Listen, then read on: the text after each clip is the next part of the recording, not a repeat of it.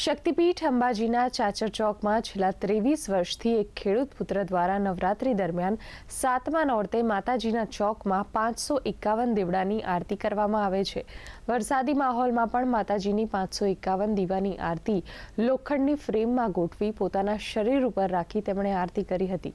જોકે આ ખેડૂત પુત્રનું માનવું છે કે તેમને ખેતીવાડીમાં સારી ઉપજ છતાં તેઓએ માતાજીની ટેક લીધી હતી અને છેલ્લા 23 વર્ષથી તેમની એ ટેક તે પૂરી કરતા આવ્યા છે। હું છેલ્લા 23 વર્ષથી માતાજીની આરતી 551 દીવાની આરતી સાતમના દિવસે ચાચરના ચોકની અંદર ઉતારું છું અને અમે આ 24મા વર્ષે અહીંયા આગળ ચાચરના ચોકની અંદર આરતી ઉતારવા આવ્યા અને અહીંયા આગળ વરસાદ પણ થયો અને તે છતાં અમે આરતી ઉતારી માતાજીની ધન્યતા અનુભવીએ છીએ અને ભારત દેશની અંદર સારો ખેતી થાય અને વિશ્વની અંદર રોગચાળો ના ફેલાય એ માતાજીને પ્રાર્થના છે। દર વર્ષની જેમ રેગ્યુલર આરતી ઉતારવા કટિબદ્ધ છું।